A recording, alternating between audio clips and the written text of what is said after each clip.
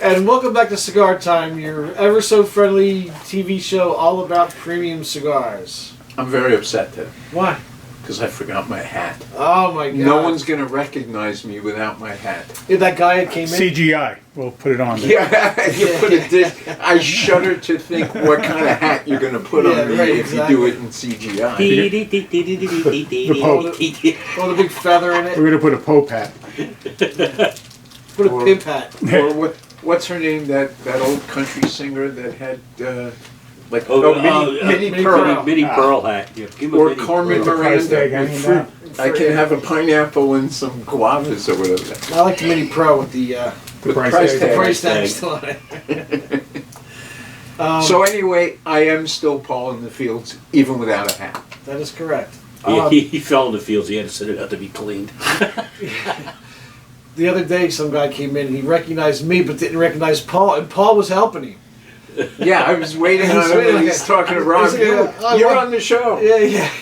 And I'm like, so's he. And he's like, what? And then I put the hat on. He's like, oh, there he is. I know him. Like Clark Kent's glasses. Yeah. Yes. That is the dumbest thing ever. I had a guy walk in the store this week, and he's looking at me, and then I said, can I help you? He says, you're the guy on TV. I recognize your voice. Yeah. Okay. Yeah. It happens all the time. Since I cut my hair and shaved a little bit. A little bit. Yeah. Look more respectable. I wouldn't go that far. I was. Not the look you were going for? Nah. I was once at a cigar shop in South Philly, Yeah. and there were a bunch of people there. It was like a whole crowd, and this one guy walks in, and I'm talking with him, and he says, you sound just like somebody I know. And I said, who's that? And he said, well, you sound like this guy I watch on TV who always seems to have the answer about tobacco. So I said, it's funny you say that. What if I told you I'm that guy? And he said, no, you can't be that guy. Where's the hat? So I go to my car and I bring back in the hat, and he's like, oh my God, I gotta have an autograph. A guy asked for my autograph the other day. It was funny. He was a debt collector. Yeah, I was going to say, the only autograph of mine most people want is on a check. And then he gave me a subpoena. You've been served. Yeah. So anyway, today we are smoking the Plasencia. Which one is it? The original? It's called the Reserva Original. Yeah, it's the original. Used to be organic. Yeah. They called it organic. That's about 15 years ago already, that they introduced this blend. They called it Reserva Organica. And at that time, it was the only cigar you could buy that was certified as organic.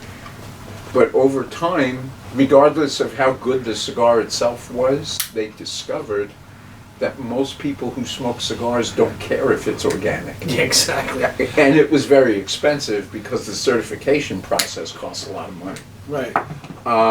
So after Nestor Jr. got involved in blending at Plasencia, we should talk more about Plasencia in general, but after he got involved in blending, they brought this blend back with minuscule changes, but they dropped the whole idea of it being organic and just called it Reserva Original. Smart. And dropped the price pretty considerably.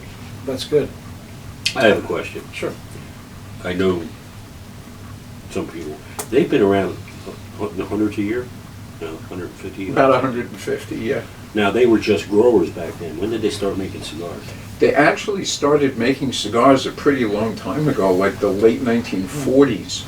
But they mostly made cigars for other people. Mm-hmm. And they sold very, very few of their own cigars, really up until about 5 years ago. Yeah. And that's when they revisited their whole blending process. That's when Nestor Jr. really stepped up to the plate. And just so you all understand, Plasencia is the largest grower of cigar tobacco in the world. They grow more tobacco than the whole island of Cuba every year. They grow tobacco in literally every country in the world that grows tobacco, except Cuba. They have fields in every one of those countries. They have such massive stores of millions of pounds of tobacco in storage aging. And if you go into their fermentation barns, they're mind-boggling. If you think about a pilon, you know, a pile of tobacco that's fermenting, and you said it was maybe twice the length of this table, about this tall, and a little wider than the table. Right. They have 300 of those cooking Wow. at any one time in their tobacco barns, you know, just fermenting away. And I'm sure they have more than one barn they're doing that. Yes, How much does a pilon weigh? usually about 2,500 pounds. Wow. So 300 of those is a Yeah. lot, A lot of tobacco. How can we help today? One pea loan, please. They ship it to my house. Yeah. So in the new or newer Plasencia lineup, this line actually falls towards the bottom price-wise, Mhm. which is a pleasant thing. What is the price of these? Do you know? Under $10. We have like 9.12. Yeah. I want to say 9.40, but I'm not sure. Okay. Why not? Yeah. The reason we're doing Plasencia today is because we're having some events. No, that's not why. Sure it is. Well, We're doing Plasencia because we love it, yeah. but we are having some We are having events. events. And the cats away so the mice will play. Yeah, exactly. Yeah, we're kind of light on this on the days here, Mm. so Just us kids. yeah. Nobody to reel us in. God help you all. Yeah, yeah. God help you all. On Thursday, the August 24th, we're having two events. One in Downingtown from 12 to 3, and the other one is in Richboro from 4 to 8. So, you And can there see John, will our be camera guy. there will John. be deals and goodies on Plasencia stuff. Yes. Do you know what the deals are? Buy four, get one. Buy four, get one? Okay. And do you get swag or anything? Box purchases, you get swag. Okay. Yeah. Box purchases, you get some swag. Cool. All right, that's cool. You get to meet Wayne. Yep. Yep, Wayne will be there, the sales rep. He's a nice guy. And you'll get to meet John, the guy who runs the camera for us. Now he can see. He'll see you. Now they have his eyes done. Production director par excellence. Yeah. Yeah. Again, that's next Thursday, right? The 24th. Downingtown 12 to 3 and Richboro 4 to 8.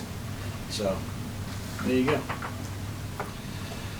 So what else is going on? Let's talk about Plasencia, since they have 150 years worth of history. I'm sure there's something in there. Yeah, in fact, they make a line. Well, they make a line called cosecha, Mm-hmm. which means crop. And what they've done is sorted some of the tobacco by crop year. Right. And in the cosecha line, they blend tobaccos all from the same crop year. So they have cosecha 146, Mm-hmm. which is a nice, creamy, nice. mild cigar. And they have the cosecha 149, Which is very a good. powerhouse and Very, very really good good. cigar. Yeah, yeah. So what that means, though, is the 149, for example, is all made out of tobacco from their 149th crop. Mm-hmm. So they've been doing it at least 149 years. That's pretty good. Yeah, I don't know Nestor Jr. very well. I've met him several times, but I know Nestor Sr. very well. I've done tons of business with him over the years. And he is just a great, great guy. And he knows everything there is to know about tobacco. I'm sure he does. Does he speak English? He does, not a lot, but he does. Obviously his son does. Yeah, Nestor Jr. does plenty. That's cool.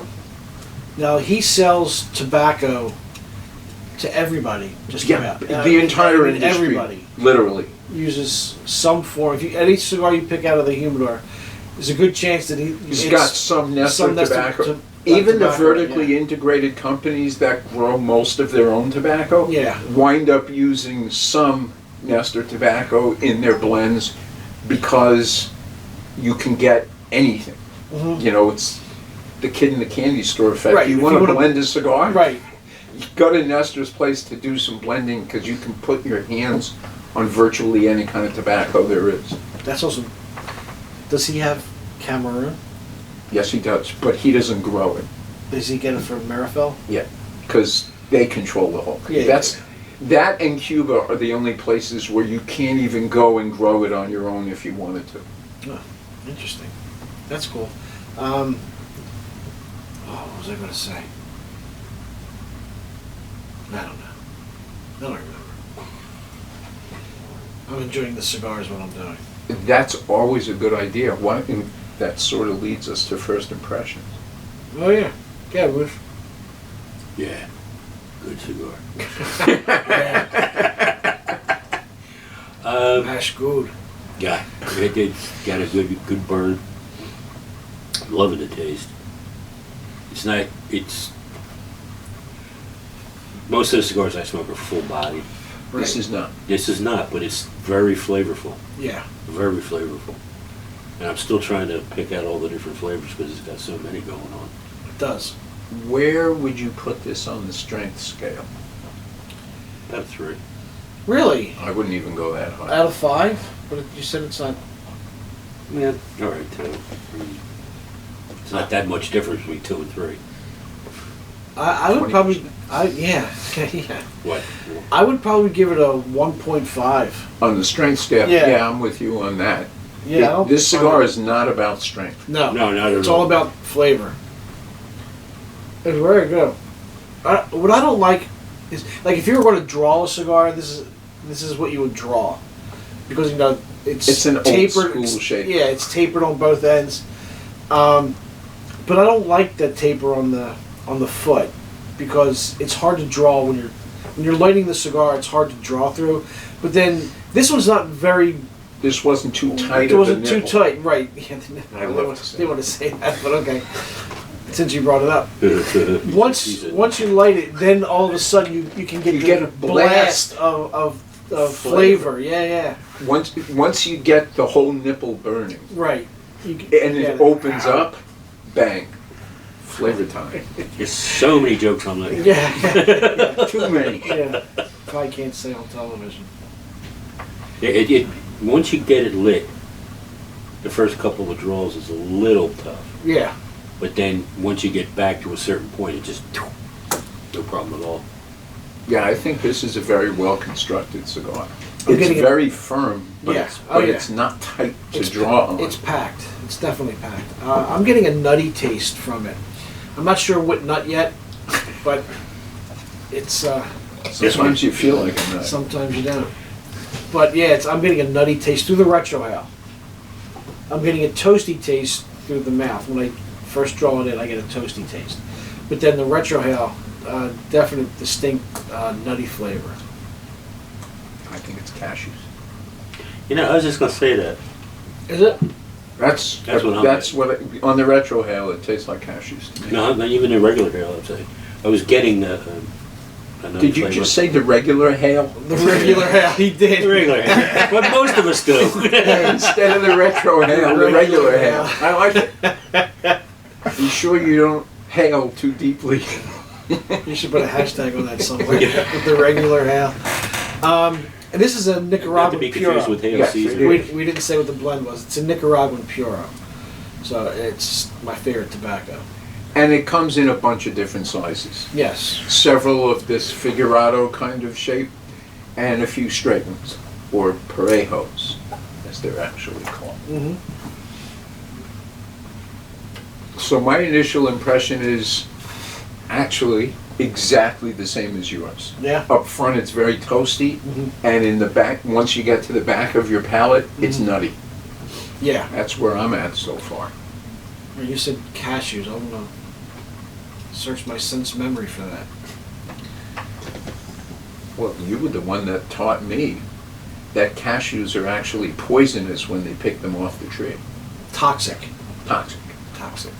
That's why you never see a cashew shell. No, I have never seen And it. that's why they're so expensive, because they got They got to do a whole a process. whole with it. process of taking it off and Welcome to showing you. Nut Time. Yeah, nut time. Your ever so friendly neighborhood. We don't even show have to talk about nuts. nuts. It's still nut time. Yeah. Well, there's at least 3 we can talk about right now. Snap, crackle, and pop. Minnie, Mo, and Jack. I wonder where Scott is today. Something came up. Having less fun than us. Well, that's always. That's a given. He's not a fun guy. He tries. He's trying. He's a good guy. Hey, Scott, I'm just sitting here shutting up. Coward. Yes. This is actually because of the size. I guess it's because of the size, but it's smoking pretty fast. You know, I'm actually finding the opposite, and I'm usually a really fast Yeah. smoker. Yeah, mine's burning very quickly. You and I are both power hitters, so Yeah. normally we'd be halfway through this, but this is just burning nice and burning smooth. away nicely. It is nice. It's because he's using the regular hail. She's using the regular. I'll tell you a surprising thing. If you look at this wrapper, especially for a Nicaraguan wrapper, there is very, very little visible oil on it. Yeah, it does look dry. And you would, it's, first of all, it's not dry. No. It's more like a matte finish. Yeah. But for the amount of flavor that it has, you'd expect it to show more oil. Yeah. Absolutely. Oh, there's something under the table. Feels like something's under the table. You're grabbing it. It's not me, I swear. You asked where Scott was? Yeah, Scott's under the table. That's very bad. Well, Art's back down in Florida now. Now that he lives down there. He abandoned us. Oh, he won't be on the show. Well, He'll be on the phone yeah, a lot. a lot. Tell me about it. I got a phone call with him later. So I was thinking about cigar tobacco grown in America. Okay. And I thought it was kind of an interesting topic because we always think of one place first. Yeah, Connecticut. That's Connecticut. And that is the first place in the U.S. where they grew cigar tobacco. Was it? Yep. It wasn't in the Carolinas? Nope, they grew cigarette tobacco and pipe tobacco down there, but not cigar tobacco. Okay. And it was, let's see if I have his name.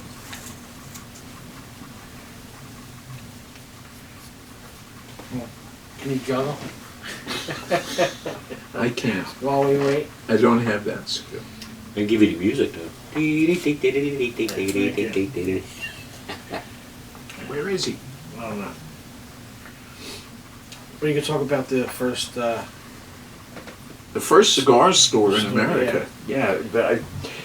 As I was doing research into some of the historical elements of American cigar tobacco, I discovered that the very first cigar store in America, and we're going back to the late 1700s, Yeah. was actually open. Sorry about that. Was actually open in Lancaster, Pennsylvania, of all places, Mm-hmm. which I thought was very cool. Well, if the first cigar tobacco fields were in Lancaster, stands to reason. No, the first fields were in Connecticut. I thought you said. No, Well, Connecticut was first to start growing it, but Lancaster wasn't too far behind. no, they weren't far behind at all. Yeah. And it very quickly became evident that there was a lot of money, even in cigar tobacco, back then, in the 1700s. But there are other places in America that grow cigar tobacco. So the next one in the progression is Pennsylvania, and it's largely in Amish country. Mm-hmm. And historically, it was mostly chewing tobacco and a little bit of pipe tobacco. But shortly after Connecticut started doing cigar tobacco, Pennsylvania came on board. And they produce a fair amount, although and most of it is broadleaf, Right. but you don't hear about it a lot. They use it. They actually use as much as they can grow. I mean, there's no leftovers from the crops in Lancaster, but you don't read about it a lot. You don't hear about it a lot. Like if I asked you, name a cigar that has Pennsylvania broadleaf in it, Rocky Patel. that's about it. Well, that I can mean, name. largely. AJ uses it. They're not going to like me saying this, but General uses it when they run out of the broadleaf. They use Pennsylvania. When they can't get When they can't get Connecticut, they put the Pennsylvania broadleaf on it, That's been and true. they don't tell anybody. That's been true for a while. Well, the cat's out of the bag on that one. But in the last few years, actually, Mexican-grown Maduro, the San Andres tobacco that Right. everybody talks about, has replaced Pennsylvania as the backup for Connecticut broadleaf, and probably is now used more than Connecticut broadleaf. I think Mexican San Andres is virtually everywhere you find a Maduro, you're going to find that. I think it has more taste. Although I do like the Pennsylvania broadleaf. I think it's sharper, and the Mexican is sort of earthier and rounder right, in flavor. exactly. So, yeah, it's But- good. They don't grow. Well, I had a question. Let's back up a second. What is the difference between cigarette tobacco, cigar tobacco, and pipe tobacco? Okay. Cigarette tobacco and pipe tobacco are actually largely the same, except there's a lot of what they call top dressing on pipe tobacco, which is where after it's all fermented, they grind it up and they spray it with stuff that gives it a flavor. But it comes from the same plant. That does.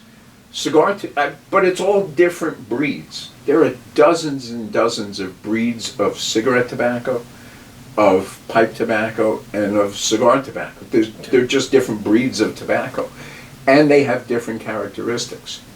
You want cigarette tobacco to have the maximum amount of nicotine, a good amount of flavor, not too much oil because you want it to burn fast. Right. So that you're on to the next cigarette, because they're all about quantity. Right. Cigar tobacco tends to be much oilier because you're after the flavors that come out of the oil. Right.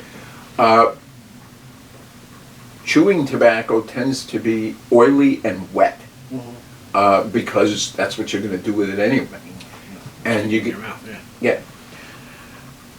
but there are other places in the United States that have historically and even currently grow cigar tobacco. And the one that was most surprising to me, this is only 10 years after Connecticut started growing cigar tobacco, Elmira, New York became one of the largest producers of tobacco in the United States. Really? And I thought that was amazing. I don't know why they did it there. I didn't get that part of the history, but Elmira, New York was a central major tobacco producer When did they cease doing that? in the 1800s. Like 3 years after they started? No, they did it for a long time. Wow. It just never caught on the way Connecticut tobacco did. Although, Or I'll from the mention, Amish. the guy who brought it to Elmira was the same guy who brought the first seeds of Cuban tobacco to Connecticut, which is what kicked off the whole industry up there. Right. This guy, I forget his name, he was a colonel in the British Army, because this is back in colonial times. Mhm. There was no United States. He lived in New Hampshire, but he served in the Navy. And he got involved in the war between England and Cuba. And he got shipwrecked on Cuba. Right. And when he was finally rescued, he brought two things with him: tobacco seeds and 30,000 cigars. Wow. Yeah. 30,000. That's a hell of a Smart rescue. man.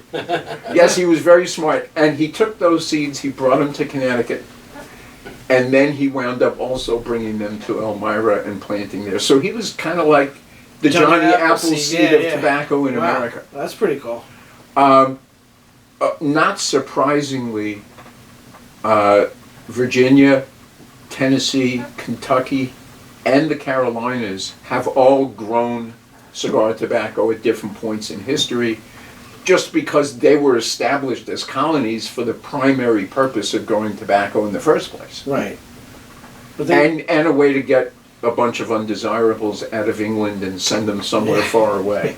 Because they hadn't invented Australia yet. They ceased down in those other states. They ceased growing cigar tobacco, and they Yeah, because the cigarette industry got it's so big. Yeah, And, again, for cigarettes, it's all about tonnage. And if you're a grower, doesn't matter what it is, you just want to sell tons of it. yeah. You can do multiple plantings and Yeah. so. So today, the Carolinas don't really do much with cigar tobacco, but Virginia is starting to do Really? again.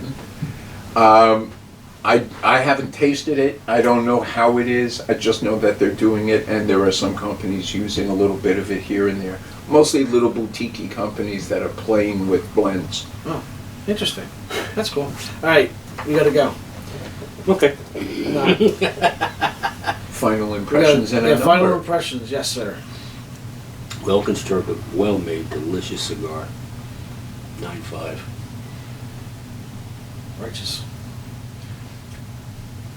I found only one change up in this. Okay.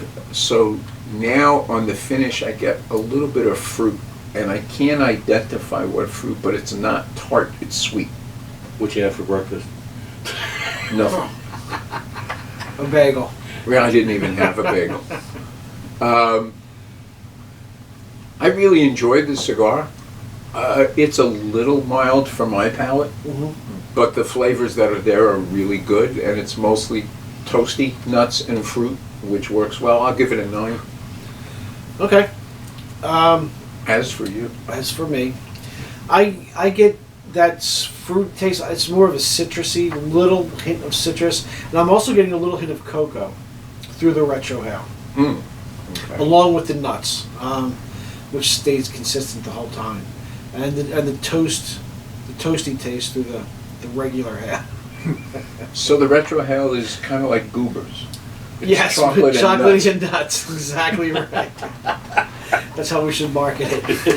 The goober cigar. Goober Do the regular. Give me the goober cigar. And make sure you regular hail it. Right, yeah, exactly. Don't forget events next Thursday, the 24th, in Downingtown from 12 to 3, and Richboro 4 to 8. 4 to 8. Thanks for watching. And stay tuned for our Cigar Time Outlet Cigar show. Time Outlet Show. Which would you want to do that show? Yeah, sure, what the hell. Yeah, well, you're sitting here, you might as well, right? Got nothing better to do. Nowhere else to go. So, thanks for watching, and Smoke don't forget off. to go to your local brick and mortar since we're not everywhere yet. So, Smoke them if you yeah. got them. Thanks for watching. Ciao for now, everybody. Bye-bye.